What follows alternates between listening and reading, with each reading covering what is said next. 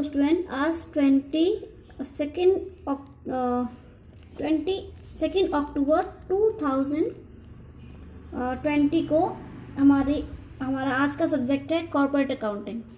ठीक है बेटा, तो कॉर्पोरेट अकाउंटिंग में हमारा आज का टॉपिक है, चैप्टर हमारा चल रहा है डिबेंचर। ठीक है बेटा, पिछली बार आपको डिबेंचर करा दिया था, टाइप्स करा दिए थे, फीचर्स कैरेक्टरिस्टिक्स आपने खुद पढ़ने हैं, ये आपने पहले पे आपको पढ़ाई जा चुके हैं। ठीक है, अब मैं दोबारा आपको इसको नहीं पढ़ाऊंगी क्योंकि आपको ये सारा कुछ आता है। ठीक है, इसके बाद हमारा है वही अब DRR यानी डिबेंचर रिडम्पशन रिजर्व अकाउंट। ठीक है, हमारा जो DRR अकाउंट है वो मैं आपको कराना चाहती हूँ। ठीक है, DRR, इसके ऊपर 3 नंबर का शॉर्ट क्वेश्चन आएगा। इसका नाम है डिबेंचर रिडम्पशन रिजर्व अकाउंट। ठीक है, तो ये जो डिबेंचर रिडम्पशन रिजर्व अकाउंट होता है ना, जो डिबेंचर होते हैं आपको पता है कि स्टिपुलेटेड टाइम पीरियड के बाद उनका पेमेंट करना बहुत जरूरी होता है, उनका रिडम्पशन करना जरूरी होता है। तो जब हम डिबेंचर होल्डर्स को उनका पैसा कंपनी वापस करती है तो उसको बोलते हैं कि कंपनी ने डिबेंचर को रिडीम कर दिया है। ठीक है, रिडम्पशन कर दिया है।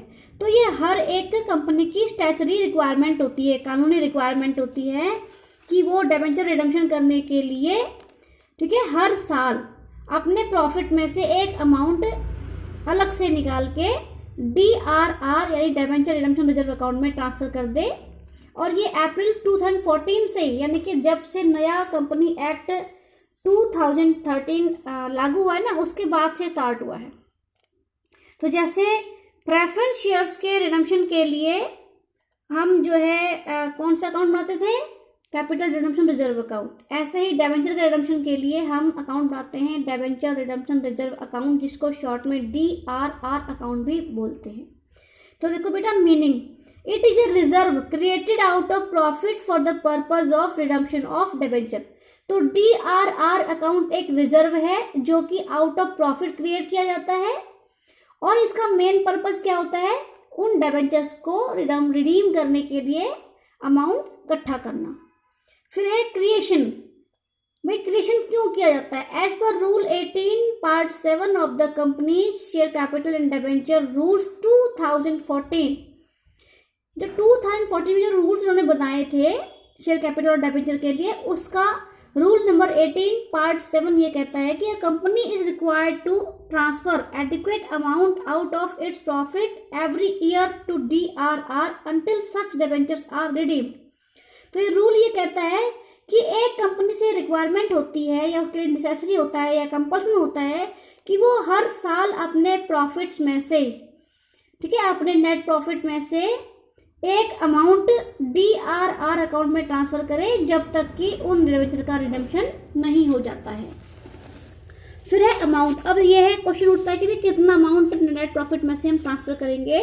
तो DRR account must have a credit balance of at least an amount equal to 25% of the face value of debenture issued at the time of redemption।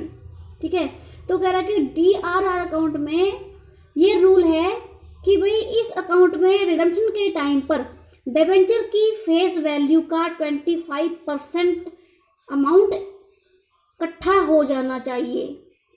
सुन रहे हो, समझ रहे हो मेरी बात को? तो DRR अकाउंट में जब मतलब हर साल अगर वो डिबेंचर के इश्यू करने के टाइम से हर साल अगर वो एक एक अमाउंट इस DRR अकाउंट में ट्रांसफर करते जाएंगे तो रिडम्पशन के टाइम तक उस डिबेंचर रिडम्पशन रिजर्व अकाउंट में टोटल जो बैलेंस है, क्रेडिट बैलेंस, वो डिबेंचर की फेस वैल्यू के 25% के बराबर होना ही चाहिए। फिर applicability. DRR is required to create only in case of non-convertible debentures and non-convertible portion of partly convertible debentures। तो कहता है ये जो DRR अकाउंट का जो रिक्वायरमेंट है ये सिर्फ और सिर्फ नॉन कन्वर्टिबल डिबेंचर्स पे एप्लीकेबल होती है, और जो डिबेंचर्स पार्टली कन्वर्टिबल है उनके नॉन कन्वर्टिबल पोर्शन पर ही ये रूल लागू होता है। फिर है यूटिलाइजेशन। अब देखो DRR अकाउंट का यूटिलाइजेशन हम कहाँ करेंगे? The amount credited to DRR must be utilise for the purpose of redemption of debentures. तो DRR अकाउंट का जो अमाउंट उसमें जमा है उस पैसे का यूज सिर्फ और सिर्फ डिबेंचर के रिडम्पशन के लिए करना चाहिए, कर सकते हैं, और कहीं पर यूज नहीं हो सकता है। Disclosure. DRR appears under the head shareholders funds ठीक है। एंड सब head reserve and surplus in the balance sheet. तो जो हमारा DRR अकाउंट है, ठीक है, एक तो शेयर फंड्स में वो मेन हेडिंग में आएगा। शेयर फंड्स में 2 हेडिंग्स आती हैं, सब हेडिंग। पहली आती है शेयर कैपिटल, दूसरी आती है रिजर्व एंड सरप्लस। तो हम DRR अकाउंट को, क्योंकि ये रिजर्व है इसलिए इसको जनरल रिजर्व एंड सरप्लस सब हेडिंग में इसको शो करेंगे। फिर है भाई अब DRR अकाउंट में जो पैसा है, ठीक है, डिबेंचर के रिडम्पशन के बाद इस पैसे का क्या किया जाए। तो देखो, on the completion of redemption of all debenture DRR account is closed by transferring it to general reserve. तो डिबेंचर के रिडम्पशन के बाद जो पैसा बच जाएगा DRR अकाउंट में, वो हम जनरल रिजर्व में ट्रांसफर कर देंगे। ठीक है। Further the rules requires the companies that are required to create DRR should also set aside 15% of the amount of debenture maturing during the financial year in any one or more of the following। तो कहता है इसके अलावा एक rule और ये भी है कि उन कंपनी से, ठीक है, क्या रिक्वायरमेंट है कि जो कंपनी DRR अकाउंट क्रिएट कर रही हैं उनको अपने डिबेंचर के अमाउंट का 15%, ठीक है, डिबेंचर की मेच्योरिटी के लिए, मेच्योरिटी के टाइम पर फाइनेंशियल ईयर में 15% अमाउंट ट्रांसफर करना बहुत जरूरी है। ठीक है। 1 और मोर, मतलब ये जो अमाउंट हमने कहाँ रखना है, ये रखना है in deposits with any schedule bank free from charge और लिएन।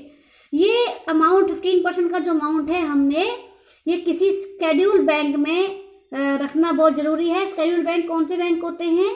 शेड्यूल बैंक वो बैंक होते हैं जिनका नाम जो है वो RBI की सेकंड शेड्यूल में इनको जिनका नाम लिखा रहता है उनको हम बोलते हैं शेड्यूल बैंक। ठीक है। तो किसी शेड्यूल बैंक में ये जो अमाउंट है वो रखना चाहिए और इन पर कोई चार्ज या कोई लेन नहीं होना चाहिए। फिर है in unencumbered securities of the central government और ऑफ एनी स्टेट गवर्नमेंट। तो स्टेट या सेंट्रल गवर्नमेंट की सिक्योरिटीज में भी हम इसको इन्वेस्ट कर सकते हैं, इस पैसे को।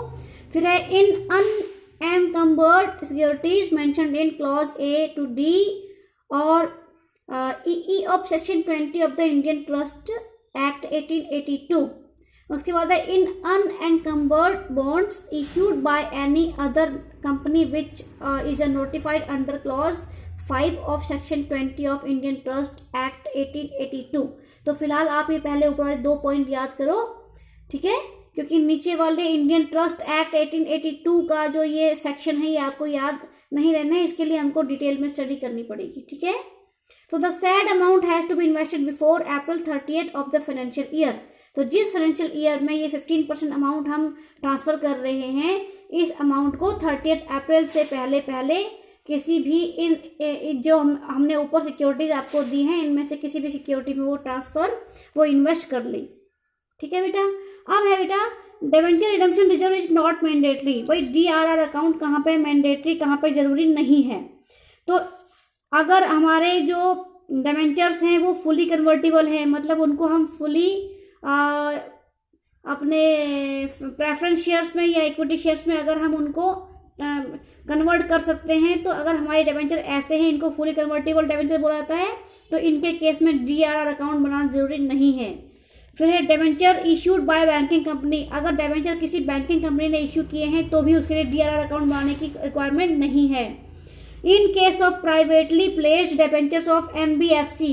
NBFC का मतलब होता है नॉन बैंकिंग फाइनेंस कंपनीज, मतलब वो कंपनी जिनका काम फाइनेंस करना तो है लेकिन वो बैंकिंग कंपनीज नहीं है, वो नॉन बैंकिंग फाइनेंशियल इंस्टीट्यूशंस होते हैं। अगर इन कंपनीज ने प्राइवेटली अपने डिबेंचर्स को इश्यू किया है तो इनको भी, क्योंकि ये फाइनेंस कंपनी है, इनको भी DRR अकाउंट बनाने की रिक्वायरमेंट नहीं है।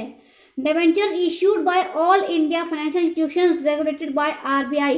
अगर debenture all India financial institutions जो कि RBI से रेगुलेट होते हैं, उन्होंने इन इंस्टीट्यूशंस ने अगर डिबेंचर को इश्यूड किया है तो भी इनके लिए DRR अकाउंट बनाने की रिक्वायरमेंट नहीं है। फिर देखो बेटा अकाउंटिंग एंट्रीज क्या पढ़ेंगी इनकी, क्योंकि अकाउंटिंग एंट्रीज के बिना आपको इनके मार्क्स नहीं मिलेंगे। तो फॉर एप्रोप्रिएशन ऑफ सरप्लस, यानी जब हम प्रॉफिट में से एक अमाउंट निकाल के डिबेंचर रिडम्पशन रिजर्व अकाउंट में ट्रांसफर कर रहे हैं, तो एंट्री वैसे ही आएगी जैसे हमारे CRR की एंट्री आती थी ना, वैसे ही। सरप्लस अकाउंट या profit and loss account debit to DRR account, ठीक है। तो जितना अमाउंट हम प्रॉफिट से DRR अकाउंट में ट्रांसफर कर रहे हैं, उस अमाउंट का वो वाला अमाउंट यहाँ पे आ जाएगा। सेकंड है फॉर मेकिंग 15% इन्वेस्टमेंट, तो debenture redemption investment account debit to bank, ठीक है, ये एंट्री आ जाएगी। ठीक है बच्चों। फिर देखो for making the amount due on redemption, तो जब हमारा वो वाला अमाउंट जब हमारा पूरा होता है, जब हम जो अमाउंट रिडम्पशन के टाइम पे ड्यू है अभी तक, तो if debenture are redeemable at par, अगर डिबेंचर्स हमने रिडीम करने हैं एट पर पे, यानी कि जिस वैल्यू पे वो इश्यू किए थे उसी वैल्यू पे अगर वो रिडीम करने हैं, तो अमाउंट आएगा debenture account debit to debenture holders account, ये ड्यू अमाउंट हो गया, ठीक है। अगर हमारे डिबेंचर्स जो हैं प्रीमियम पे रिडीम किए जाने हैं, तो debenture account debit premium on redemption of debenture account debit to debenture holders account, ठीक है। उसके बाद फॉर मेकिंग पेमेंट, अभी ऊपर वाली दो एंट्रीज तो थी ड्यू की, अभी तक पेमेंट नहीं हुई थी, अब हम पेमेंट करने जा रहे हैं डिबेंचर्स को, तो डिबेंचर होल्डर को पेमेंट करने की एंट्री आएगी debenture holders account debit to bank account. जैसे हमारे preference holder account debit to bank होता था, ऐसे ही debenture holder account debit to bank होगा। फिर है क्लोजिंग DRR आफ्टर रिडम्पशन, और डिबेंचर का रिडम्पशन हो गया, उसके बाद हम DRR को अकाउंट को क्लोज कर रहे हैं, तो आपको पता है कि वो जो बैलेंस अमाउंट उसका जाता है वो जनरल रिजर्व में जाता है। तो for closing DRR after redemption, तो debenture redemption reserve account debit to general reserve account, ठीक है बेटा। तो ये आपका आज का हमारा DRR अकाउंट का जो टॉपिक था वो कंप्लीट हो चुका है। एंट्रीज के बिना आपको मार्क्स नहीं मिलेंगे, इसलिए एंट्रीज करनी बहुत ज़रूरी है। और कल के वीडियो में मैं आपको बताऊंगी issue of stages of debenture, कि डिबेंचर को जब हम इश्यू कर रहे होते हैं तो कौन कौन से स्टेज